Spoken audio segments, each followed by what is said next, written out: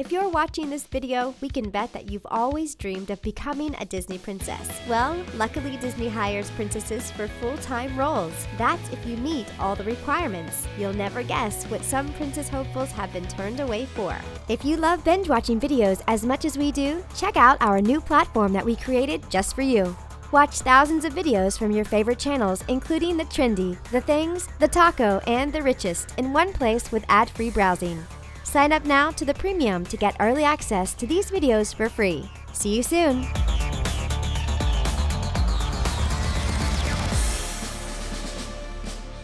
Don't forget to give this video a thumbs up and subscribe for more. Now, let's get into 10 strange requirements to work as a Disney princess.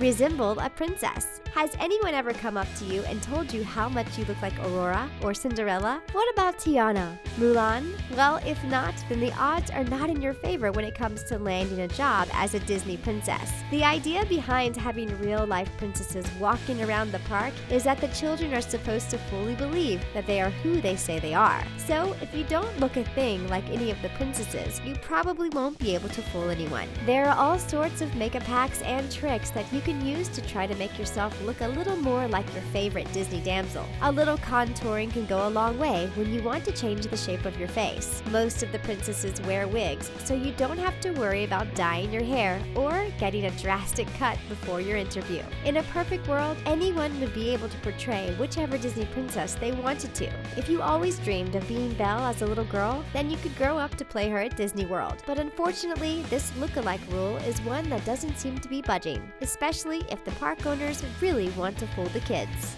Don't be afraid to be put on the spot. Kids wouldn't be kids if they didn't say exactly what was on their minds. Kids often have no filter and won't hold back any of their questions just because you may be offended. So if you want to be a Disney princess, you will have to be prepared for this. You will also need to know how to react to any of these situations. A kid could try to pull your wig off or ask you something extremely embarrassing. But as a Disney cast member, which is what the characters who work at Disney are called, you will need to never break character. Poise is one of the key attributes to being a princess. If you allow your emotions to get in the way and show that you are uncomfortable, the kid may not believe that you are their beloved Disney character. The people hiring Disney princesses are well aware of this and may test you in your interview to see how you will react to both the normal and outlandish questions that children may ask. There is no need to worry. Just remember that the Disney parks are all about fun, and so is your character. When you keep that in mind, you should be able to come up with a fun, lighthearted answer to any of the hard questions that you might be thrown. Height. How tall do you think the typical Disney princess is? If you were thinking back to when you were a kid and saw them at one of the Disney parks, you may be guessing that they are quite tall. That probably has more to do with how small you were than the actual height of any of the cast members. Turns out, to land a job as a Disney princess, you must be between 5'4" and 5'7". So if you fall under or over that mark, you may be up against a few blockers if you try out. Why are these rules so strict, you might ask? Because the costumes have already been made. Potential cast members must fit into them. They must also look good in the dresses, so squeezing into them or wearing one that you are too tall for is simply out of the question. There are several other jobs that you may be able to gain if you're not the right height to be one of Disney's darlings, though they may not be as fun or as interactive. We wouldn't let that stop you from applying though. Who knows, the parks may have ordered a few new uniforms over the years and you could be just the perfect fit. Be under a size 10.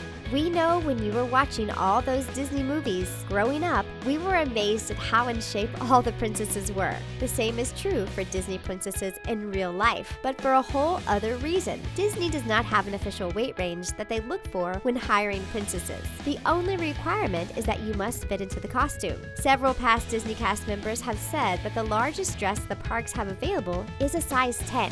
According to them, the dresses are pretty true to size, so there isn't much wiggle room.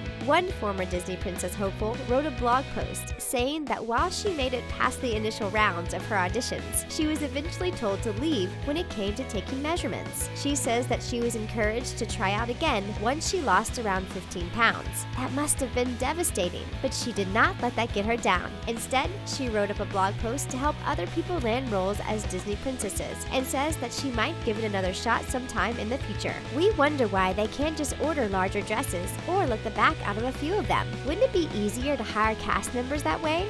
Be able to dance. When you think of Disney princesses, what do you usually think of? Uncanny beauty, kindness, gentleness, woodland friends, an amazing voice? Well, if great dance skills weren't on your list, then you might want to give it a rewrite. In order to get hired as a Disney princess, you must be a master of the moves. During the audition round, you are taught a dance and must perform it almost immediately afterward. If you can't remember the two-step or where to put your hands, you might not make it through the audition. One girl who made it through to the next round wrote on her blog that during the dance portion, you should try to be as silly as possible. The people hiring are looking for girls who can entertain children. If you are too shy or too self-aware to dance like a fool for an audition, then maybe that isn't the right job for you. If you are able to pick up dances easily and can make them your own, you will probably have a better chance of moving on to the next round. Before you go into the interview, maybe practicing a few go-to moves in the mirror would be a great idea. Try anything that can help you seem more princess-like and keep you prepared.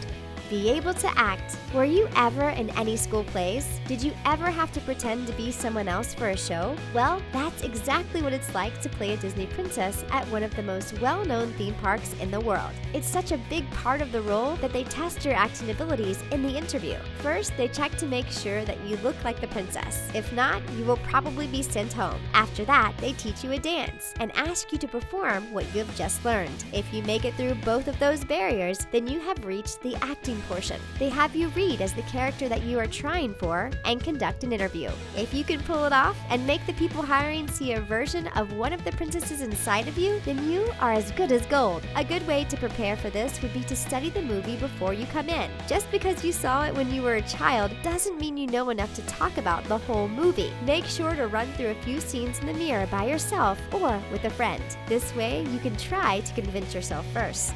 Sit through princess training. If you think sitting through hour-long classes is hard, imagine trying to make it through princess training. That is, if you get through all the interviews and land the job. Several former princesses have said that overall the training is about 4 to 5 days. The course consists of watching the Disney movie that portrays your specific princess with a trainer. You are really encouraged to study the movie and get everything out of the film you possibly can. You then watch the other versions of your character interact with guests. The idea is to get a handle on how you should act in front of park goers. Next, you take tests on your princess. Some of the questions have included things like, who is the princess's favorite person? Once you have those things mastered, you are given a course on how to apply makeup to look like the character. Princesses are required to apply their own makeup before they go out into the parks, so it's important that you learn how to do it during the training. Being a princess is about completely embodying the characters, so it makes sense that the training would be so intense. Just think, if you make it through all of the rigorous work, you get to be a literal princess and meet hundreds of adoring fans all day. Who wouldn't want that?